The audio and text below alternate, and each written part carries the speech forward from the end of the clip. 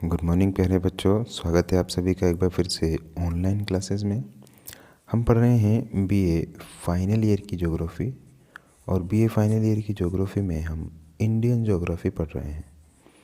Indian geography के अंतर्गत हम पढ़ रहे थे भारत में प्राकृतिक असमानताओं वाले बिंदुओं को। तो भारत में प्राकृतिक असमानताओं के विभिन्न चरणों को हम पढ़ेंगे। इसमें जलवायु संबंधी असमानताएं देख ली हमने, उच्चावच संबंधी असमानताएं देख ली हमने। इस तरीके से आप देखेंगे अलग अलग प्रकार की जो असमानताएं भारत में पाई जाती है उनके बारे में हम आज की इस वीडियो में अध्ययन करने वाले हैं। ठीक है, ये बहुत इम्पोर्टेंट टॉपिक है। IMP लगा लेना, इसको परीक्षा में अक्सर पूछ लिया जाता है। बड़े प्रश्नों में निबंधात्मक प्रकार के जो प्रश्न होते हैं उनमें अक्सर इस तरीके के प्रश्न पूछे जाते हैं कि भारत में पाई जाने वाली प्राकृतिक असमानताओं का विस्तृत वर्णन कीजिए। तो उसी के संदर्भ में आज की इस वीडियो में हम अध्ययन करेंगे भारत की प्राकृतिक असमानताओं के बारे में आगे। तो चलिए शुरू करते हैं।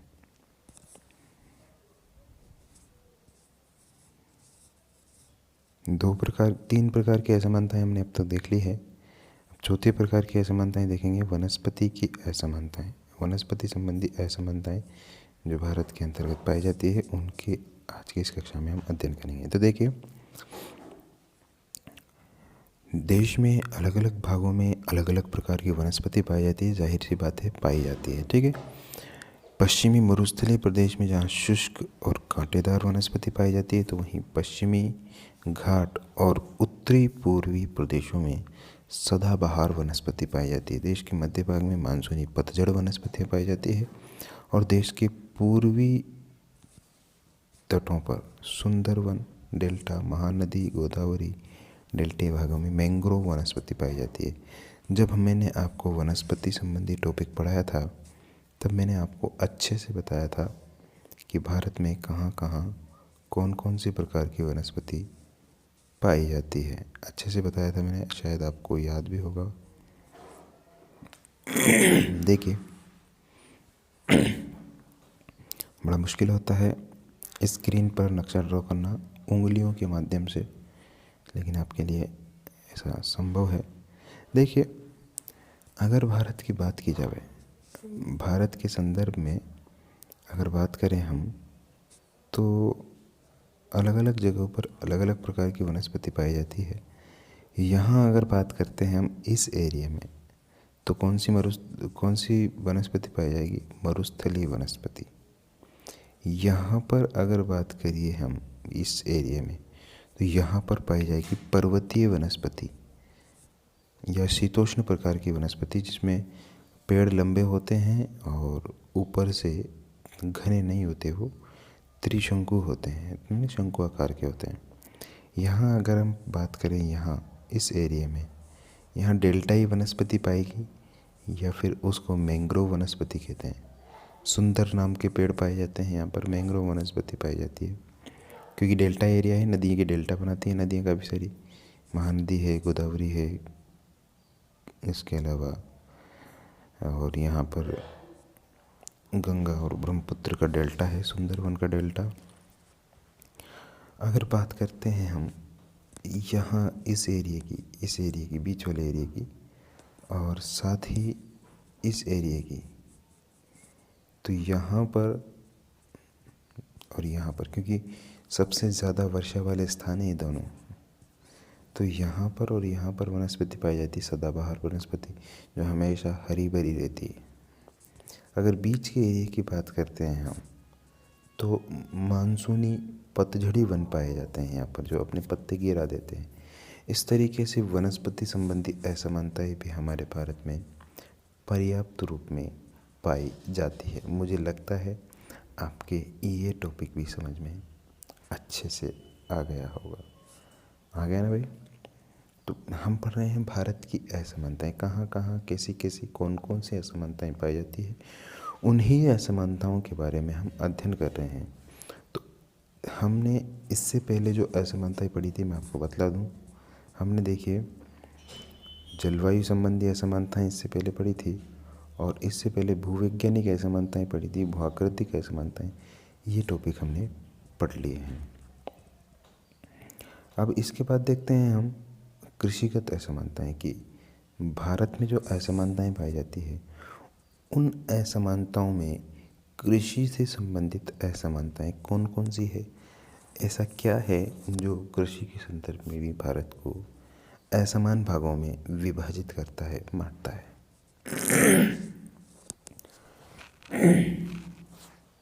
तो देखिए, भारत में उसकी स्थलाकृति और जलवायु के कारण अलग अलग प्रकार की कृषिगत असमानताएं पाई जाती है।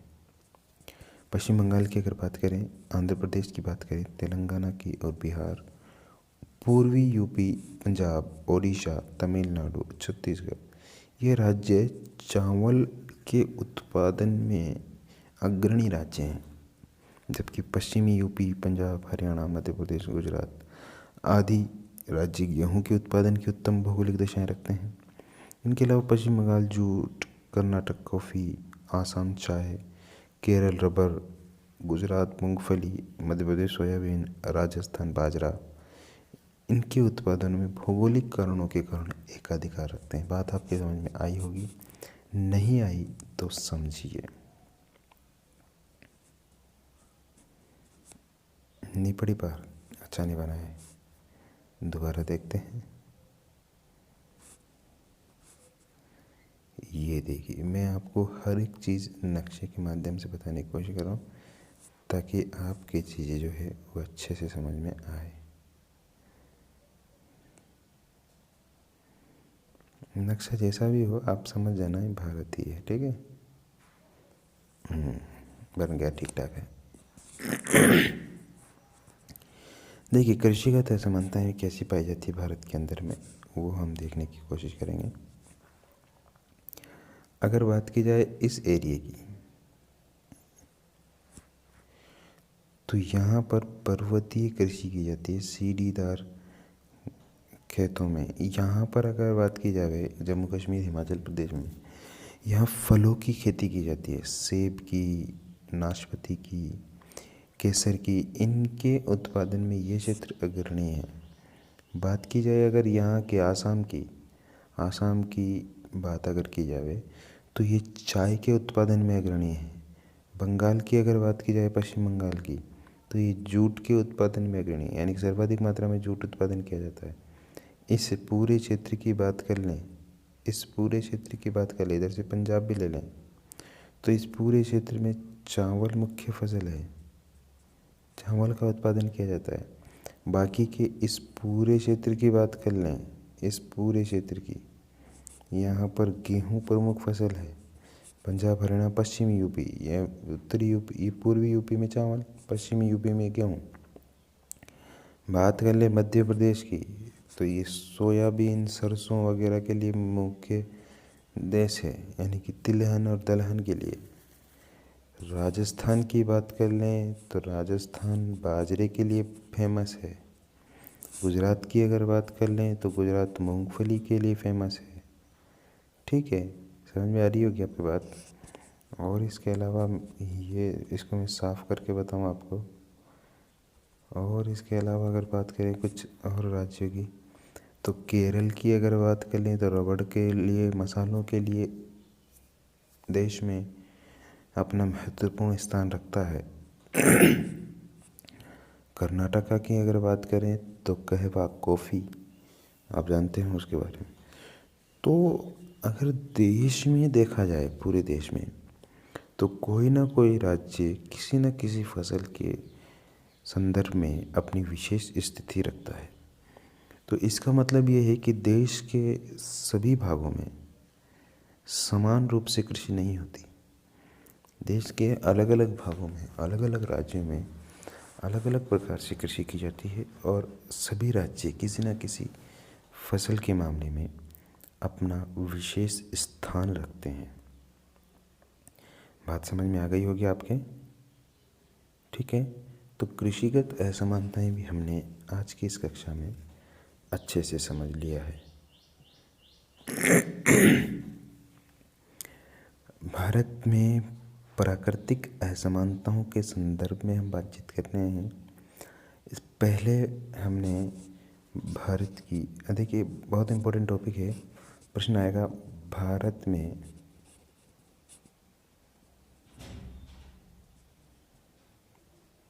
प्राकृतिक ऐसा या प्रादेशिक, कुछ भी लिख सकते हैं ना, असमानताओं का विस्तृत वर्णन कीजिए। तो आप चाहें तो इसमें हर एक बिंदु में हर बार नक्शा बना सकते हैं। नक्शा इसलिए, नक्शे बनाने में आपको ज़्यादा टाइम नहीं लगना चाहिए, आपको मात्र 20 से 30 सेकंड या फिर 1 मिनट आई मैक्सिमम नक्शा बनाने में लगना चाहिए। आप चाहो तो हर एक पॉइंट में कृषि के असमानताओं में अलग से टॉपिक नक्शा बना कर देख सकते हो। खनिज संबंधी असमानताओं में आप अलग जो है नक्शा बना करके दर्शा सकते हो। इस तरीके से अलग अलग नक्शे बना करके हम दर्शा सकते हैं इसमें। ये इस प्रकार का प्रश्न आएगा आपके, भारत में प्रादेशिक असमानताओं के विस्तृत वर्णन या प्रादेशिक असमानताओं से आपका क्या संबंध है, प्रादेशिक असमानताओं से आप क्या समझते हैं, इस तरीके से प्रश्न आएगा। तो आपको क्या लिखना है, प्रादेशिक असमानताएं भारत में, भारत के विभिन्न क्षेत्रों में पाई जाने वाली अलग अलग प्रकार की असमानताओं को कहते हैं, जिसमें जलवायु की असमानता, कृषिगत असमानता, खनिज संबंधी, भाषा संबंधी, रहन सहन, रीति रिवाज, सांस्कृतिक असमानताओं को शामिल किया जाता है। इन सारी चीज़ों को शामिल इसमें किया जाता है, ठीक है। प्रादेशिक में तो सांस्कृतिक भी आ जाएगी, भाषाई भी आ जाएगी, सामाजिक भी आ जाएगी। और अगर प्राकृतिक असमानताओं की बात करते हैं तो प्राकृतिक असमानताओं में इनको शामिल नहीं करेंगे, क्योंकि ये सामाजिक चीज़ें, ठीक है। अच्छा, अब हम लिखेंगे कैसे इसको, देखिए लिखने के तरीके होते हैं कुछ। लिखने में हम कैसे लिखेंगे इसको, अगर आप नंबर पूरे में से पूरे लेना चाहते हैं, पूरे में से पूरे अगर नंबर आप लेना चाहते हैं तो आपको सिंपली क्या करना है, आपको टॉपिक लिख देना है यहाँ पर, भारत की प्राकृतिक असमानताएं। और क्या करना है, इस तरीके से डायग्रामेटिकली तरीके से, आपको 6 याद है, 7 याद है, 8 याद है, तो आपको इस तरीके से वो ड्रॉ कर देना है। इससे क्या है, जहाँ पर आपके 6 नंबर के क्वेश्चन में 4 नंबर आ रहे थे, वहाँ पर आपको ये बना देने के कारण 6 में से पूरे 6 नंबर मिलने की संभावनाएं बढ़ जाती है। क्योंकि एग्ज़ामिनर को कुछ अलग चाहिए होता है, क्योंकि वो क्या है, आप समझते हो, जब आप थोड़े से और ज़्यादा उम्र दराज होंगे, आप पढ़ाने का एक्सपीरियंस लेंगे किसी स्कूल में, किसी कोचिंग संस्थान में, या फिर आप घर पर ही बच्चों को पढ़ाते हो, तो कभी अंदाज़ा लगाना इस बात का, जब आप 20-25 या उससे ज़्यादा कॉपियाँ चेक कर रहे हो, 20-25 कॉपियाँ तादाद में बहुत कम है, आप आराम से उनको चेक कर सकते हैं, एक एक अक्षर पढ़ सकते हैं। लेकिन जब एग्ज़ामिनर जो होते हैं, जो कॉपी जांच करने वाले होते हैं, उनके पास के हज़ारों की तादाद में कॉपियाँ आती है, तो वो हज़ारों की तादाद में जब कॉपियाँ आती है तो वो बहुत कम चीज़ आपकी पढ़ पाते हैं। और जब उनको मैटर एक जैसा लगता है तो वो एक जैसे औसत नंबर दिए जाते हैं।